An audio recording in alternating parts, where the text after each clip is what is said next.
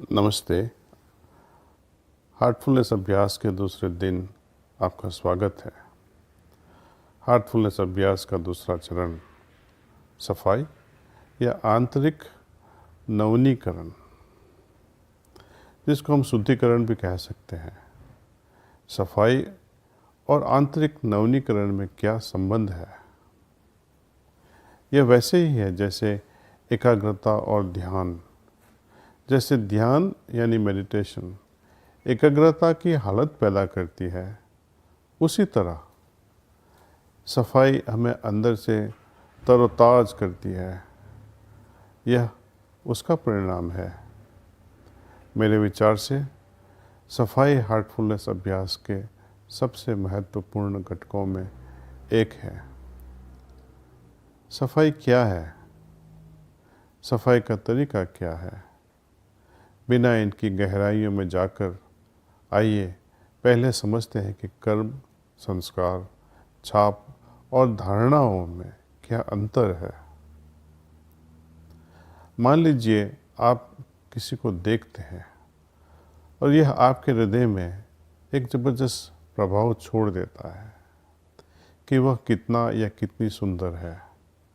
अगर कई दिन तक आप इस बारे में सोचते रहते हैं, इस तरह आप छाप की लपेट में आ गए। विज्ञान जगत में आप देखते हैं, खास करके न्यूटन का पहला नियम, न्यूटन का दूसरा नियम।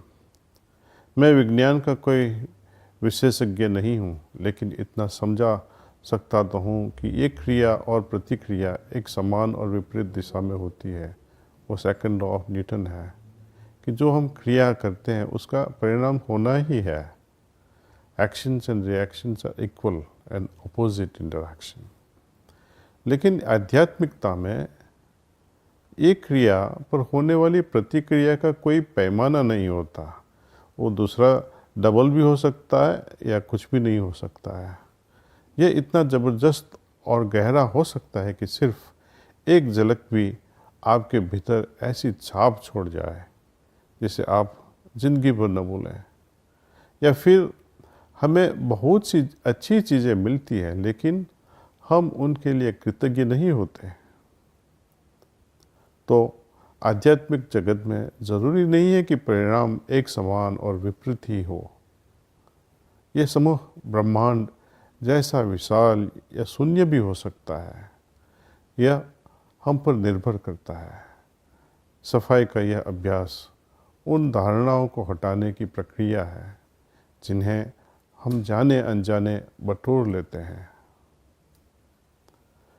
फ़र्ज़ कीजिए कि किसी विचार के बारे में एक व्यक्ति कहता है कि अरे यह ठीक नहीं है।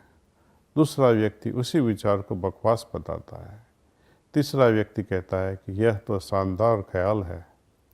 कौन सी चीज़ है जो फ़र्क पैदा करती है? हर कोई किसी एक चीज़ के समान आकर्षित नहीं होता। एक ही चीज़ पर हम अलग अलग प्रतिक्रिया रखते हैं। हमारी छापें, हमारी पालन पोषण, हमारी सोच रंगीन चश्मों की तरह काम करती है। हम सभी अपनी चेतना में ये रंगीन चश्मे पहने हुए हैं। किसी चीज़ को उसी तरह कैसे देखा जाए जैसी कि वह है। हमने एक प्रेम की कहानी सुनी है। वह नदी की दूसरी तरफ रहने वाली अपनी प्रेमिका से मिलने के लिए कोशिश करते हैं। रात में, यहाँ तक कि जब तेज़ बारिश हो रही थी, उसे बाढ़ आई नदी को पार करना था। वहाँ उसने एक लकड़ी जैसी वस्तु पर सहारा लिया और नदी पार कर ली। प्रेमिका के घर पहुँचा तो देखा दरवाज़ा घर का बंद है। उसके हाथ में एक रस्सी जैसी चीज़ आई और उसने उसी को इस्तेमाल करके प्रेमिका के घर की दीवार लांघ ली और अपनी प्रेमिका के कमरे में दाखिल हो गया। जब प्रेमिका उससे पूछती है, तुम ऊपर कैसे चढ़े, यहाँ पहुँचे कैसे, तो वह जवाब देते हैं, तुम्ही ने तो रस्सी नीचे गिराई थी ऊपर आने के लिए। प्रेमिका हंसती हुई कहती है, कैसी मजाक, रस्सी? मैंने कोई रस्सी तो नहीं रखी, नहीं कुछ गिराया, मुझे तो पता भी नहीं है। बहरहाल वे खिड़की के पास आते हैं जहाँ से वह व्यक्ति ऊपर चढ़ा था और देखते हैं कि वहाँ एक बड़ा सा सांप है जिसे वह रस्सी समझ रहा था। यह धारणा का उदाहरण है। वह प्रेम में पागल था।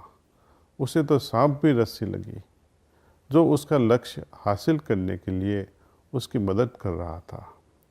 जब वो लौटने लगा तो उसने नदी के पास देखा कि जिसने लकड़ी जिसको उन्होंने समझा था वो सही में लकड़ी नहीं था, वह तो एक मृतक का शव था।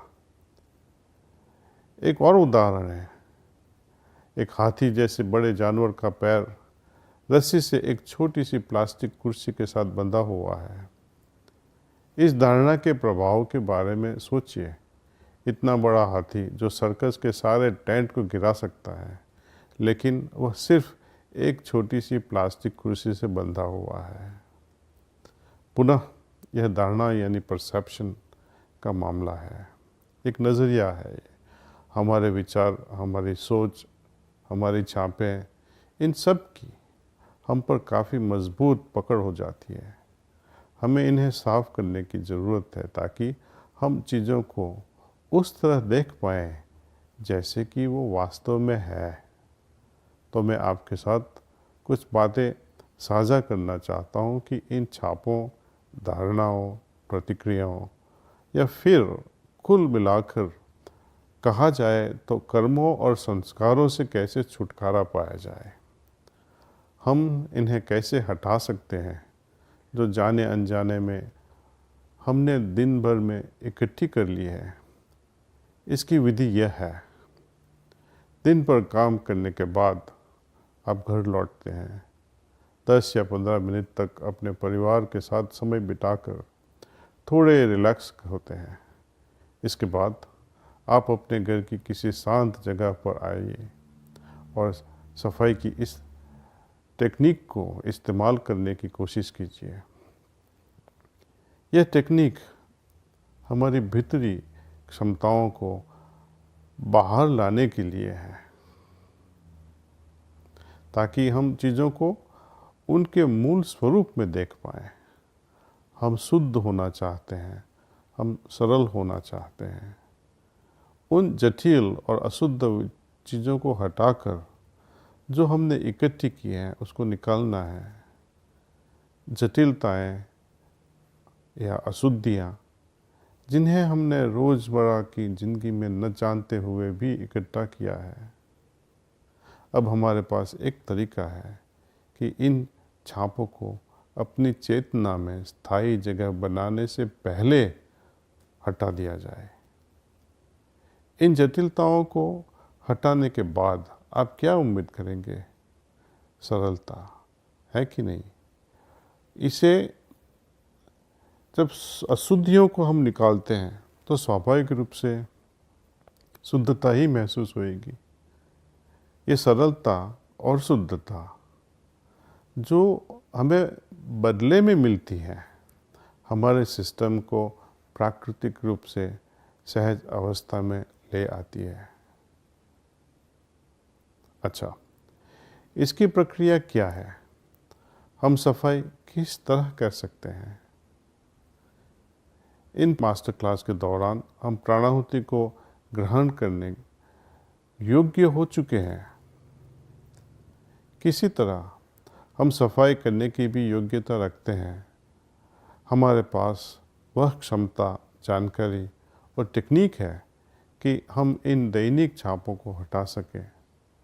हमारी दैनिक गतिविधियां बड़ी मात्रा में जटिलताएं और अशुद्धियां पैदा करती है और फिर ये किसी न किसी रूप में हमारी चेतना को प्रभावित करती है। यह हमारे हृदय और मन पर असर डालती है और आगे चलकर ये हमारी ध्यान मग्न चेतना को प्रभावित करती है। उदाहरण के तौर पर मैं ये छापे हमें बार बार आने वाले अनंत विचारों के बारे में सोचते रहने के लिए मजबूर कर देती है, या कुछ भी जिसे आप दिन के समय पूरा नहीं कर पाए, इससे भी कुछ हद तक छापे बन जाती है। और जब आप सोचने लगते हैं तो ये आपके मन को परेशान करती है। तो इस तरह बाकी बचा काम या फिर काम के दौरान हुई कोई गलती का विचार आपको सताता रहता है। जब हम सफाई करते हैं तो ये छापे मिट जाती है। ऐसा नहीं कि आप इसे भूल जाएं, बल्कि इस सफलता असफलता का आप पर जो पड़ने वाला असर है वो हट जाता है। हमारे किए गए कार्यों का प्रभाव, हमारे न किए गए कार्यों का प्रभाव, हमारे विचारों का प्रभाव, हमारी सोच का प्रभाव या फिर हमारे इर्द गिर्द के माहौल का प्रभाव हमारे मन पर असर डालता है। धीरे धीरे हम महसूस करते हैं कि जैसे जैसे मैं सफाई करता जा रहा हूँ, मेरा आंतरिक स्व केंद्रित हो जाता है। इसका मतलब है कि इतना शुद्ध और सरल हो जाना कि किसी चीज़ को सीधे देखा जा सके। परिणाम यह होता है कि हम बिना किसी रंगीन चश्मों के अपनी धारणा बना सकते हैं। एक बार फिर, यह बातों का नहीं बल्कि अनुभव का विषय है। मैं चाहूँगा कि आप इसे महसूस करें कि यह हमारी चेतना में कितना अंतर पैदा कर सकता है। तो आज मैं आपको सफाई की इस प्रक्रिया को करके दिखाऊंगा। तो मेरे प्रिय मित्रों, यदि आप सभी तैयार हैं तो हम यह प्रक्रिया अभी शुरू कर सकते हैं। इसे हम इस तरह करते हैं जैसे कि हम ध्यान के समय करते हैं। अपनी आंखों को कोमलता से बंद कर लें। यहाँ हमें शरीर के पिछले हिस्से पर ध्यान देना है। सिर के ऊपरी हिस्से से रीढ़ की हड्डी के निचले सिरे यानी तेलबोन तक पूरा पीछे का भाग। हमें सोचना है कि सभी जटिलताएं और अशुद्धियां बाहर जा रही है। यह एक तरह का संकल्प है कि ऐसा हो रहा है, यानी जटिलताएं और अशुद्धियां बाहर जा रही है। कहाँ से? पिछले हिस्से से। कल्पना कीजिए कि सिर के ऊपरी हिस्से से लेकर तेलबोन तक ये हिस्से से बाहर जा रही है। और कैसे बाहर जा रही है? हम सोचना है कि वो धुएं के रूप में बाहर जा रही है। तो चलिए इस प्रक्रिया को जिसे हम कर रहे हैं दोबारा सोचते हैं। बहुत सिंपल है, आसान भी है। हमें सिर्फ संकल्प करना है कि ये जटिलताएं या अशुद्धियां मेरी पीठ से धुएं के रूप में बाहर जा रही है। इस प्रक्रिया को जारी रखिए। अगर आप ऐसा ठीक से कर पा रहे हैं तो इस प्रक्रिया को तेज कर दीजिए। अब सफाई की इस प्रक्रिया में आहिस्ता से अगला चरण जोड़ दीजिए। कल्पना कीजिए कि हमारे हृदय में एक प्रकाश उतर रहा है।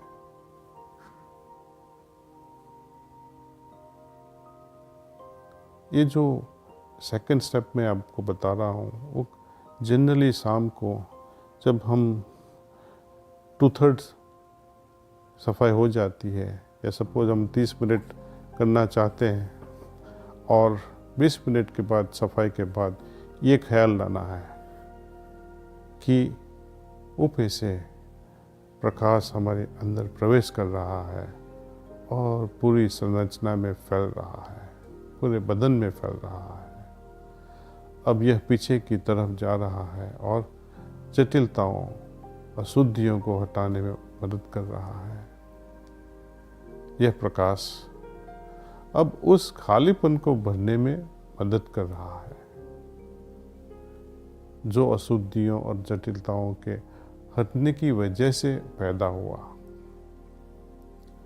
सफाई के अंत में एक दृढ़ संकल्प कीजिए कि हाँ, अब सभी जटिलताएं और अशुद्धियां हट चुकी है और मैं बिल्कुल सरल एवं शुद्ध महसूस कर रहा हूँ। आपके दैनिक जीवन में मैं चाहूँगा कि आप सफाई की यह प्रक्रिया कम से कम 20 मिनट तक करें ताकि आप इससे तुरंत नतीजों का देख सकें।